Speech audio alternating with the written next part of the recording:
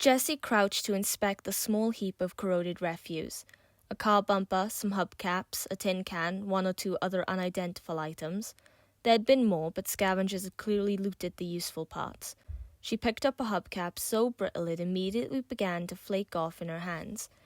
Great, she thought. 3 days of hard searching, we finally find something but has already been scavenged by someone else. Typical. Frustration wormed its way through her body, burning her eyes and making her stomach feel sick. She put her fingertips to her eyes to try and ease the pain growing in her head, while she considered their next steps. The oppressive heat wasn't helping. As if the barren land and dry, windless air wasn't bad enough, they could always count on the sun boring holes in their will to keep going. Was a small breeze too much to ask for? Maybe then it would be a little easier to concentrate and breathe, but no. There hadn't been the slightest gust of wind above ground for going on 7 years now, not since the sun dried up all the moisture in the air and forced civilization to live like maggots burrowing in the earth. These days, if you ventured above ground, then you'd be lucky if the sun didn't dry you up from the inside out within 36 hours. Though it wasn't all hopeless. They had the Oasis. Jessie slowly rubbed her hands on her trousers, careful not to wear the fabric down. She knew rubbing too hard or too fast would cause the skin on her palms to peel. Once she was sure the rust had been scrubbed clean from her skin, she stood up, unfastened a pair of thick, rough-hide gloves from her belt and slipped them on. She looked up, judging how many hours of daylight they had left, using the back of her hand to shield her eyes from the worst of the sun's glare. For all the dangers of the day, the night was sometimes worse. Once the sun goes down, it would be imperative to find shelter, or else they'd have no protection from the heat, which never lessened. They also had to make sure they wouldn't get caught out in the open, lest they run into a swarm of trappers. Disgusting insects.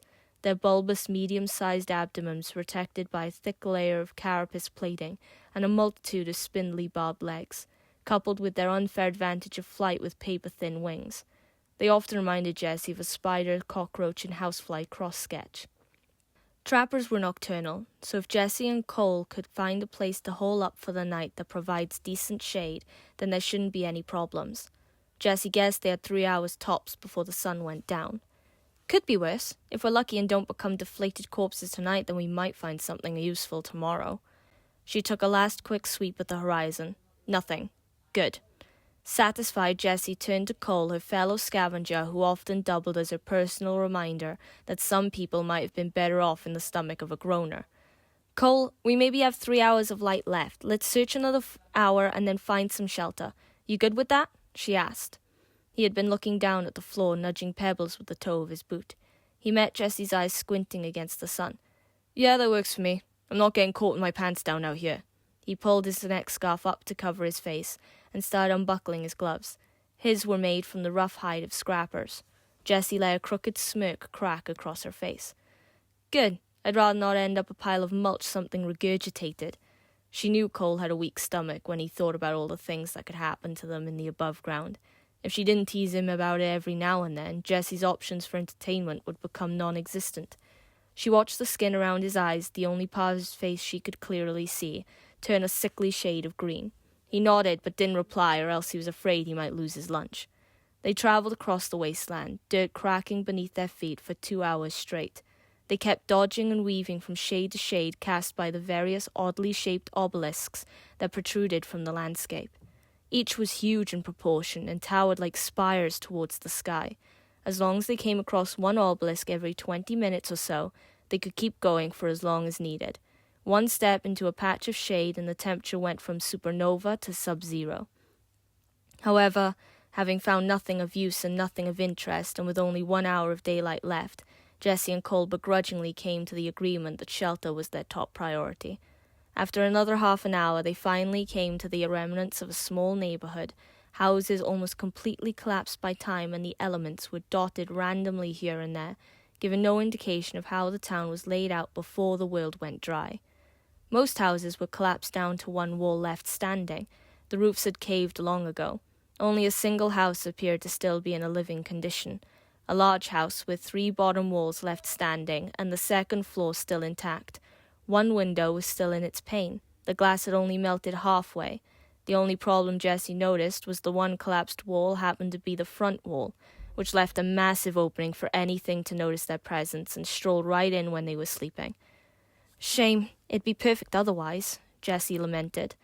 We could find somewhere else, Cole suggested. He tended to think more on the optimistic side of things. It's not like we don't have an entire neighborhood to choose from. None of the other houses are even close to habitable. She threw a small glare at Cole. With the sun going down, they were pressed for time now. Jessie wasn't in the mood for optimism. She began wandering around the open space, thinking to herself, while Cole slumped off round the back. He was a good scavenger with a capacity for luck that bordered on the supernatural, but he found it difficult to handle sarcasm, especially if it came from Jessie. Jessie knew it wasn't fair to him. She was just in a mood, though she was in a mood most days. Jessie just found what was left of the staircase when Cole sauntered back through the house. Hey, she gestured to the stairs. I was just thinking if we can kick out the side panels and this turns out to be hollow, then we can crawl inside. She looked at Cole and mistook the look on his face for skepticism. It'll be a bit tight, but we can manage, she said defensively. It was their best option. Cole still looked like he had a bad taste in his mouth. Then slowly his face split into two and he began to laugh uncontrollably. Jessie didn't know how to respond to the outburst. As far as she could see, there was nothing funny about their situation, much less her suggestion. She could feel the heat rising to her cheeks with embarrassment. Cole's face turned blue and he stopped laughing to take a breath. That could work, but I think I found something better. Jessie waited for him to explain what he had found, but instead he kept staring with a wide smile, building the suspense. Okay, Jessie thought. I see what's going on. I'm so very sorry, Cole, for my attitude. Would you please tell me what you found? Cole crossed his arms over his chest. Jessie sighed. Pretty please? This had better be worth it. That seemed to satisfy Cole. Well, Cole drew out, if I must. He shrugged. Okay, I found a perfect place to hole up for the night. Really? Jessie asked skeptically. Yeah, you ready for this? Out with it?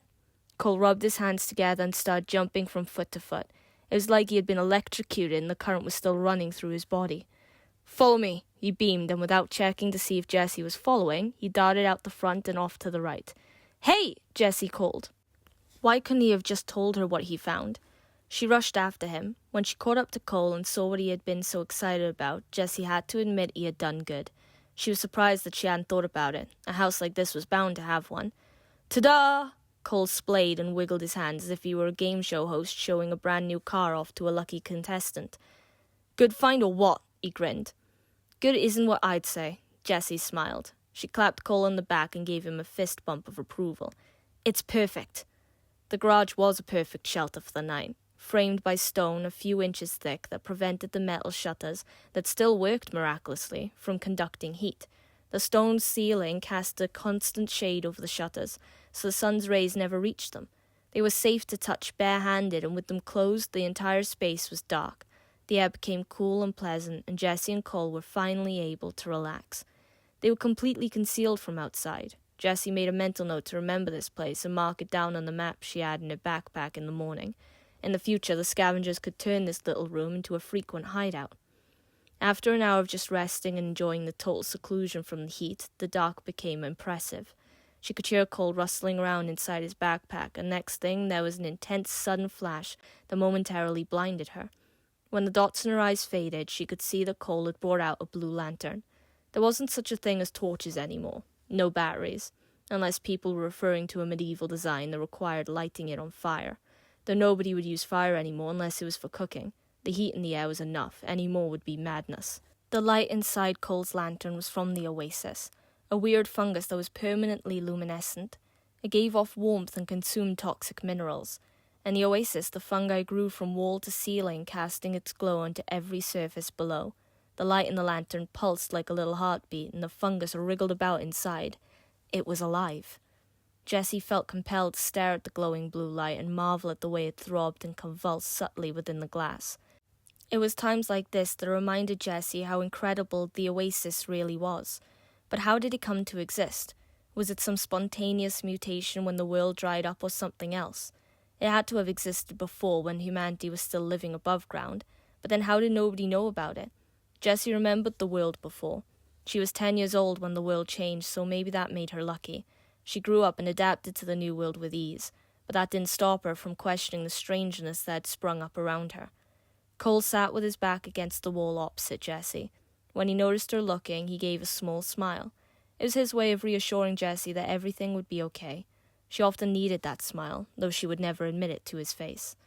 She returned one of her own, then settled down with a backpack under her head, facing the brilliant, glowing light.